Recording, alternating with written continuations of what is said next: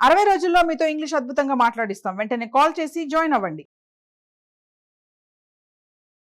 నమస్తే రమ్మగారు. నమస్తే జయ.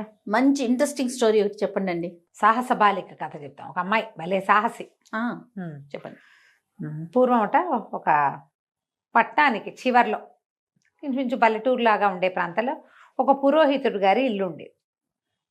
పురాతనమైన వాళ్ళ పెద్దవాళ్ళ ఇల్లు. వాళ్ళకు ఒక కూతురు ఉండేది. పిల్ల పేరు మాణిక్యం. ఒక 16-17 సంవత్సరాలది. పిల్లకి ఇంకా వివాహం కాల. అయితే ఆ ఊళ్ళో బాగా దొంగతనాలు అవి ఉన్నాయట. బందిపోట్లు, దోపిడీ దొంగలు ఇలా గొడవగా.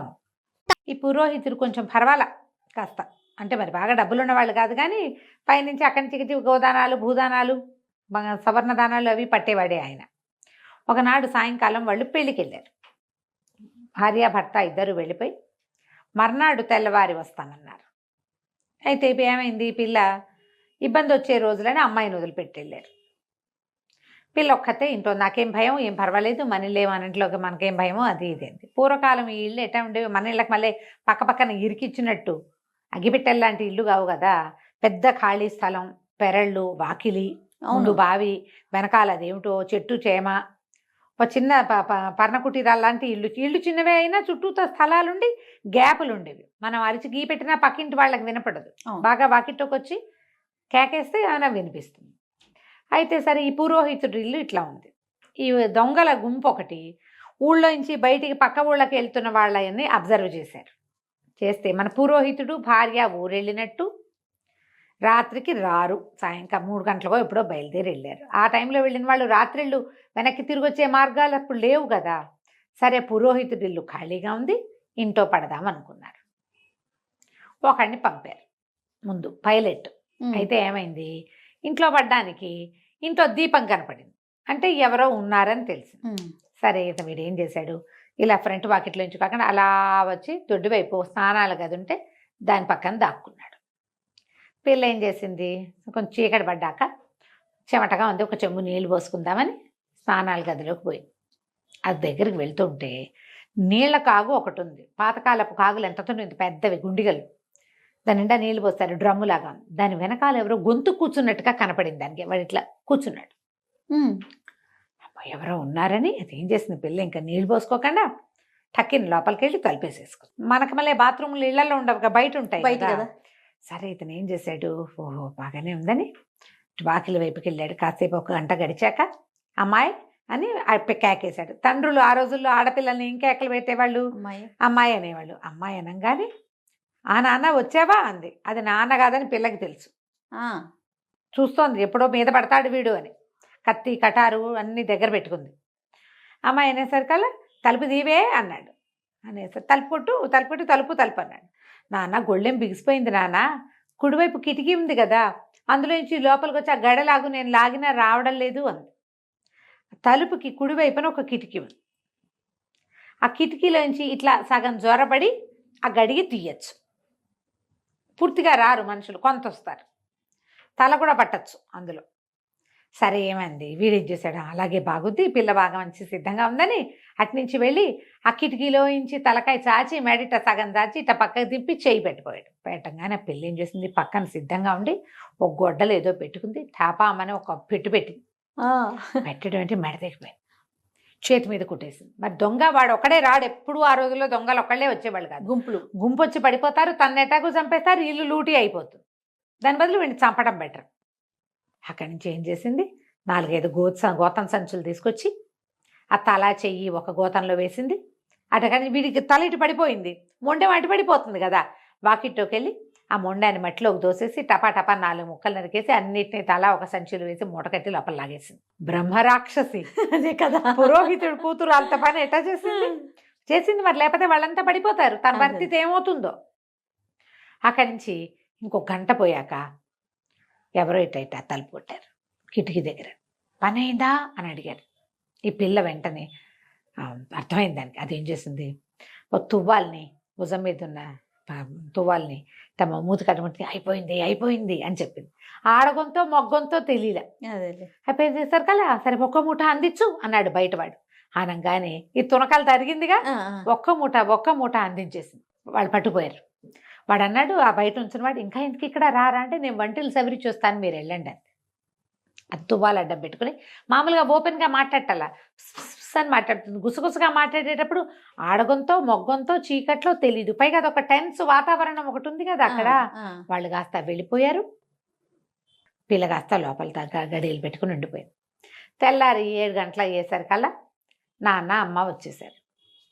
అదే తెల్లవారిపోయినాక దొంగలు మూటలు విప్పి చూసుకుంటే ఏముంది, తమ సహచరుడు అక్కడ ముక్కలు తెక్కలై పడున్నాడు. దాంట్లో ఆ ఇంట్లో ఉన్న సామాన్లు ఏవి రాలా బయటికి. ఇంకెలా వస్తాయి? అమ్మో అని ఆలోచించుకుని వీళ్ళు అటు ఇటు కనుక్కుని పురోహితుడి కూతురు ఇంట్లో ఉంది, ఆ పిల్లదే ఈ పని అని తేల్చుకున్నారు. అంతకి దాన్ని చంపేయాలి ఎలాగైనా, ఎట్లా ఆలోచించారు. ఈ పిల్ల ఏం చెప్పిందంటే, నాన్న ఇట్లా దొంగలు వచ్చారు మన ఇంటికి, నెత్తురు కనపడుతోంది నేల మీద, నేను ఈ పని చేశాను, వాళ్ళ ఇంటి మీద దండు పడతారేమో నాన్న, చూసుకోవాలి, మనం జాగ్రత్తగా ఉండాలంటే అమ్మా నాన్న హడిలిపోయారు. తమను ఏమైనా చేస్తారని కదా, కానీ పెళ్ళిడికి వచ్చిన పిల్లని ఏమైనా చేస్తారేమో. అదే సరే ఆలోచించారు. మధ్యాహ్నం అయ్యేసరికి ఈ దొంగలంతా ఏం చేశారు, చక్కగా పెళ్లి వారిలాగా తయారయ్యారు.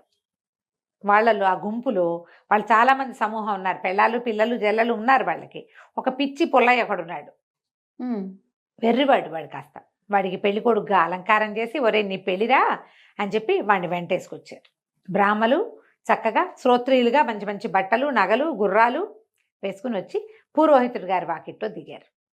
దిగి, నమస్కారం అండి, మీరు ఫలానా అయినా అదేనా అని కనుక్కొని, మీ ఇంట్లో ఒక పిల్ల ఉందిట, ఇదిగోండి మా పెళ్లి కొడుకు, మేము అత్యవసరంగా కాశీ బయలుదేరిపోతున్నాం, పిల్లవాడికి పెళ్లి చేశాకే మేము శ్రాద్ధాలు అవి పెట్టాలని భావించాము, మరి మీరు ఇప్పటికిప్పుడు ముహూర్తం నిశ్చయించి పిల్లనిచ్చి పెళ్లి చేశారంటే రూపాయి కట్నం వద్దు, పెళ్లి చేసి పంపిస్తే చాలు, మేము ఇట్టించిటే కాశీ వెళ్ళిపోతున్నాం. ఆ రోజుల్లో అట్లా చేసుకునేవాళ్ళు. అదేలేండి. నాన్నకి శ్రాద్ధం పెట్టాలి, అక్కడికి వెళ్ళాక పెళ్లి చేసుకుని పెళ్లి కూతురుని తీసుకెళ్తారు, కోడలే అగ్ని తీసుకురావాలి, అలాంటి నియమాలు ఉన్నాయి. అందుకని వీళ్ళేమనుకున్నారు, మనుషులు చూస్తే వెలగల వాళ్ళే ఉన్నారు, చక్కగా మంచి బట్టలు గుర్రాలు బ్యాగులు గిగ్గులు, పిల్లాడు ఒడ్డు పొడుగు బాగానే ఉన్నాడు, కాస్త అమాయకుడుగా ఉన్నాడు, చిన్నపిల్లాడు. పిల్లకి 17 ఏళ్ళు 16 ఏళ్ళు, ఆ పిల్లవాడికి 18 ఏళ్ళు ఉంటాయి. నాన్న వాళ్ళు గట్టిగా ఉన్నారు. సరే ఆలోచించుకుంటే ఈ పిల్ల ఏమంది రహస్యంగా నాన్నతో, నాన్న నిన్నటి దొంగలు కాబోలు నాన్న, వీళ్ళు దొంగ మొహాలు బట్టలేసుకొచ్చారు మంచివి అంది. కనిపెట్టేసింది. కనిపెడితే వాళ్ళ నాన్న, నీ మొహం ఇంత డబ్బు గల వాళ్ళలాగా ఇట్లా బ్రాహ్మణులే కనపడుతుంటే అట్లా అంటావేమిటి అని, వాళ్ళవన్నీ గోత్రాలు అవి వాళ్ళకి ఇంతకుముందు వాళ్ళలో కలిసిపోయిన ఒక బ్రాహ్మణ కుర్రాడి వల్ల గోత్రాలు ప్రవర్లు వ్యవహారాలు అన్నీ తెలుసు. వాళ్ళకి తెలియకపోవటం ఏం లేదు. అక్కడి నుంచి 6:20కి ముహూర్తం ఉందండి, బ్రహ్మాండమైన ముహూర్తం. వీళ్ళు మధ్యాహ్నం 2ంటికి వచ్చారు, సాయంకాలం ముహూర్తం ఉంది. ఏముంది, మన పురోహితుల ఇళ్ళల్లో గుమ్మడికాయలు ఉంటాయి, కొబ్బరికాయలు ఉంటాయి, పసుపు తాళ్ళకి వాటికి ఇబ్బంది ఏముంది. పైగా ఏమో సీతారామ కళ్యాణాలు అవి చేసే అలవాట్లు ఉంటాయి, ఇవి ఉంటాయి మంగళసూత్రాలు అవేను. తలంబ్రాలకి ఏం కరువు, మంత్రం చెప్పడానికి తండ్రి ఉండనే ఉన్నాడు. పట్టని 6:20కి పెళ్లి చేసేశారు. అయ్యయ్యో, పెళ్ళైపోయింది. పెళ్ళైపోగానే వీళ్ళు అన్నారు, ఏమండి మళ్ళీ వాళ్ళ శుక్రవారం పొద్దు, రేపు శుక్రవారం వచ్చేస్తుంది, మాకు గురువారం తప్పులేదు, పిల్లని తీసుకెళ్ళిపోతాము, మళ్ళీ 5వ రోజున మీ ఇంటికి వస్తానులేండి అని చెప్పి వాళ్ళకి చెప్పారు. చెప్తే వాళ్ళు కూడా ఏమనుకున్నారు, అవును ఇప్పుడు ముహూర్తాలు ఇట్లా గబగబా చేశారు, వాళ్ళు ప్రయాణం ఒకటి ఉంది అని ఇట్లా ఆలోచించుకుని సరేనని పిల్లని సాగనంపేశారు. అప్పగింతలు కూడా జరిపేసేస్తే చీకటి రాత్రి అయ్యేసరికల్లా పిల్లని గుర్రం ఎక్కించుకుని తీసుకుపోయారు. అక్కడి నుంచి ఒక పాత పురాతనమైన ఒక బంగళాలో దించారు. నువ్వు పైకి వెళ్ళమ్మా అన్నారు. పిల్ల పైకి వెళ్ళిపోయింది. అక్కడి నుంచి సంతకిని చంపేద్దాం, ఇవాళ ఇప్పుడే చంపేసేద్దాం అంటే పిచ్చి పుల్ల బోరమని ఏడ్చాడు. అప్పుడే చంపేస్తారా, ఇందాకేగా పెళ్ళైంది, కరువు తీరా పిల్ల అందంగా ఉంది, దాంతో కూడా మాట్లాడనివ్వలేదు, బాగా మాట్లాడుకుని కబుర్లు చెప్పుకోనివ్వండి, ఈ రాత్రి నాతో ఉండివ్వండి, రేపు పొద్దున్నే చంపుతారు కానీ అని చెప్పాడు. చెప్పేసరికి సరే వీళ్ళు ఏం చేశారు, ఈ మాణిక్యాన్ని పైకి పంపించి ఈ కుర్రాని పిచ్చి పుల్లని కూడా, సరే వెళ్ళరా నీ పెళ్ళంతో మాట్లాడుకుంటావో ఏం చేస్తావో ఏదో ఒకటి చెయ్యని పైకి పంపించారు. పంపిస్తే పిల్ల కనిపెట్టింది వీళ్ళందరికీ సామాన్లలో పదునైన వస్తువులు ఏవో ఉన్నట్టున్నాయి. తర్వాత ఈ మొగుడు అనే వాడు తింగరాడిలా ఉన్నాడు, మిగిలిన వాళ్ళంతా ఒక రకంగా, వీడు ఒకడు ఇంకో రకంగా ఉన్నారు. ఏదో జరుగుతోందని ఊహించింది. ఆ బంగళా దాంట్లో ఉన్న సామాన్లు అవి చూస్తే అవి అన్ని సామాన్లన్నీ పురాతనమైనవి, కొన్ని చోట్ల మూటలు ఉన్నాయి. మూటలు ఎందుకు ఉంటాయి, ఏ కావిడి పెట్టెలో ఏవో ఉండి వాటిలలో సరుకులు ఉండాలి, మాదే ఇల్లు అంటున్నారు. వాళ్ళు ఎక్కడి నుంచో కొట్టుకొచ్చిన మూటలు కాబోలేవి. సరే పైకి వెళ్ళాక హే బాబోయ్ ఎంత చెమట పోస్తోందో అని చీరతో విసురుకోవటం మొదలుపెట్టింది. ఆ అబ్బాయి కూడా కాసేపు ఇట్ట విసిరాడు. విసిరితే ఈ అమ్మాయి ఏంది కాసేపు చల్లగాలికి అలా తిరిగొద్దామా అంటే, అయ్యో బాబోయ్ ఇంకేమైనా ఉందా, తెల్లారితో నిన్ను చంపేయాలట, నువ్వేమైనా తిరిగావనుకో వాళ్ళందరూ ఒప్పుకోరన్నాడు. అనగానే దీనికి అర్థమైంది, ఓహో గ్యారంటీ ఇది అనేసరికి ఈ అమ్మాయింది, భలేవాడు నా బంగారు మొగుడు కాదు నువ్వు, నాకు గాలి కావాలి, అసలు ఊపిరి ఆడటం లేదు, పైగా ఇంత హడావిడి పెళ్ళి, ఎవరికి టెన్షన్గా ఉండదు, నాకు కూడా అట్టాగే టెన్షన్గా ఉంది. ఓ పని చెయ్యి, నేను ఉత్తరీయం నా నడుము కట్టు, నేను మేడం ఎంచి కిందకి దింపున్నాను, కింద తోటలో కాసేపటా తిరుగుతా, తర్వాత నువ్వు పైకి లాగేసి నేను పైకి వచ్చేస్తాను అనేసరికి ఇతను మరి పెళ్ళం ముచ్చటగా ఉంది వాడికి. సరేనని ఏం చేశాడు, ఆ కావడి పెట్టెల్లోంచి అది ఎక్కడున్న మూటలోంచి చీర పుచ్చుకొచ్చాడు. దీన్ని అమ్మాయి నడువుకి ఓ తాడు కట్టాడు. తాడు కడితే ఆ పిల్లంది నువ్వు గట్టిగా పట్టుకో నేను అలాగా దిగుతానని ఆ మేడ మీద నుంచి కిందకి దిగేసింది పిల్ల. దిగేసింది, వీడికి చీర కొంత దూరం లాక్కుపోయింది, వీడి పిట్టగోడ దగ్గర నుంచున్నాడు. ఈ పిల్ల అటు ఇటు చూస్తే అక్కడ కొన్ని మేకలు పడుకుని ఉన్నాయి. చల్లగా తన నడువు తోడదీసి ఓ మేక నడువుకేసి కట్టేసేసి ఇంకా పరిగెత్తేసి, సరే కాసేపు అయిన తర్వాత ఆ మేక అటు ఇటు లాగటం మొదలుపెట్టింది. వీడు అనుకున్నాడు, ఓహో లాగుతోందంటే చాలు నన్ను పైకి లాగమంటోంది అనుకుని దాన్ని ఇట్లా లాగబోయాడు. లాగబోయేసరికల్లా కాసేపు ఊరుకుంది మేక, బాగా దగ్గరకు వచ్చేసరికి మ్యా నరిచింది. వీడు అడిలిపోయాడు, ఏమిటి మ్యా అంటోంది, మా పెళ్ళాం మేకగా మారిపోయిందా? వాడికి అర్థం కాల, మొదట అర్థం కాల, అది మ్యా అని గిజగిజా గింజుకుంటుంటే వీడు బలకొద్ది అని లాగేశాడు. తీరా పైకి లాగితే ఏముంది, అందమైన అమ్మాయి నడువు కట్టి తాడు కాస్త మేక నడువు కట్టుదు. వాడు లబో దిబో అని పెద్ద పెద్ద కేకలు పెట్టాడు. వాడు లాగిన లాగుడికి బెదిరిపోయి ఆ మేక మే మే మే మే మే అని కేకలు, అది అరుస్తాయి కదా మేకలు, బెదిరొచ్చిన కొద్దీ అరుపు ఎక్కువైపోతుంది. ఆ కింద పడుకున్న వాళ్ళు వీళ్ళు లేచి పరిగెత్తుకుంటూ వచ్చారు. దీపాలు పుచ్చుకుని వస్తే ఏముంది, అర్ధరాత్రి వేళ మేకను పుచ్చుకుని నా పిల్ల మేక అయిపోయిందో అని ఏడుస్తున్నాడు. ఒరే మేకెట్టా అయిపోయిందిరా, ఏం చేసావురా అంటే, గాలి కావాలంటే నడువుకు తాడుగట్టి దింపాను, కిందకెళ్ళాక మేక అయిపోయింది అన్నయ్య ఇది అన్నాడు. అనగానే ఓ నాయన చాలా తెలివిగలది పిల్ల, తప్పించేసుకుంది, పట్టండి వెతకండి అని దీపాలు పుచ్చుకుని దొంగలందరూ కత్తులు పుచ్చుకుని బయలుదేరారు. ఆ పిల్ల ఎక్కడ దొరికితే అక్కడ చంపేద్దామని. ఈ పరిగెత్తిన పిల్ల, దానికి ఏం దారి తెన్ను తెలీదు, ఏమీ తెలీదు ఆ దారి. కానీ అదేం చేసింది, పిల్ల పరిగెడుతూ ఓ చెట్టు దగ్గర, మర్రి చెట్టు దగ్గర ఆగి చూస్తే మర్రి చెట్టుకి పెద్ద తొర్ర ఉంది. ఇది చీర కట్టుకుని లోపలికి వచ్చింది. వీళ్ళు ఏం చేశారు, అన్నీ వెతికి మర్రి చెట్టుకి పెద్ద తొర్ర ఉంది, అందులో కూర్చుందేమోనని లోపలికి వచ్చి ఆ మర్రి చెట్టు దాకా వచ్చి కత్తి పెట్టి లోపల పెట్టి ఇట్లా కదిపాడు. దాంట్లో ఒకడు కదిపేసరికల్లా పిల్లకి జబ్బలో దిగబడింది. ఇలా నోరు నొక్కుని కూర్చుంది. జబ్బలో దిగబడింది కత్తివాడు లాగుతుంటే ఏం చేసింది, చటుక్కని చీర చెంగు పెట్టి తుడిచేసింది. నెత్తురు మరక కనపడకుండా బయటికి చూస్తే లోపల ఎవరు లేదు, నెత్తుటి మరకలు కూడా లేవు. చీకట్లో అంత తెలియదు, మరకుంటే కనపడేది, మరక లేదు, తుడిచేసిందిగా. వెళ్ళిపోయారు. అక్కడి నుంచి ఇంకా వెతకటం మొదలెట్టారు. ఈ పిల్ల నెత్తురు గారిపోతుంది జబ్బ. ఇక్కడే కూర్చుంటే తెల్లారేసరికి వరదల్లా గారి చచ్చిపోతానని ఆ జబ్బ గట్టిగా కుడి చేత్తో ఎడం చేతిని గట్టిగా పట్టుకుని మెల్లిగా పరిగెత్తడం మొదలుపెట్టింది. వెళ్తుంటే ఏమైంది, ఒక గడ్డి బండి ఎదురొచ్చింది. ఆ దొంగలు కొంచెం దూరంలోనే, కూతబయట దూరంలోనే ఉన్నారు, పరిగెడుతున్నారు. ఈ పిల్ల ఏం చేసింది, బాబాయ్ దొంగలు నా వెంట పడ్డారు. పిల్లేమో పెళ్లి కూతురు అలంకరణలో ఉంది కదా, కాస్త పువ్వులు జడ అవి ఉన్నాయి, జడ నిండా పువ్వులు, మెళ్ళో ఏవో వస్తువులు, గాజులు గలగల్లాడుతున్నాయి. బాబాయ్ దొంగలు వెంటబడ్డారు, మా వాళ్ళంతా తల దిక్కు అయిపోయారు, నన్ను కాపాడవా అంటే అతను ఏం చేశాడు, గడ్డి కొంచెం పైకి తొలగదీసి అమ్మాయి ఇందులో కూర్చో అని చెప్తే ఈ పిల్ల ఏం చేసింది, ముక్కుకి నోటికి గుడ్డ అడ్డం కట్టేసుకుని ఆ గడ్డి మధ్యలో కూర్చుంది. గడ్డిలో కూర్చుంటే పిచ్చి తుమ్ములు దగ్గు వస్తాయి, నసకి దురదలు వచ్చేస్తాయి ఒళ్ళంతా. బిగదీసిపోయి కూర్చుంటే ఈ దొంగలు వచ్చారు. వచ్చి గడ్డి బండి పడినారు. ఒక పెళ్లి కూతురు పిల్ల ఎవరైనా వచ్చిందంటే రాలేదన్నాడు. వీడు చూశాడో లేదోరా, గడ్డిలో ఏమైనా దాక్కుందేమో చూడండి అని మళ్ళీ గడ్డిలోకి కత్తి కస అభిసా పొడిచారు. తొడలోకి దిగబడింది కత్తి. నోరు గట్టిగా మూసుకుని ఆ కత్తి బయటకు వస్తున్నప్పుడు మళ్ళీ చీర పెట్టి శుభ్రంగా తుడిచేసింది.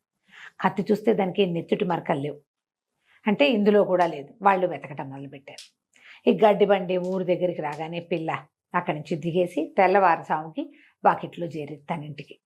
ఊర్లోకి వెళ్తుంటే దాని దారి తెలుసు కదా, అంతే. ఊళ్ళోకి వెళ్ళిపోయింది.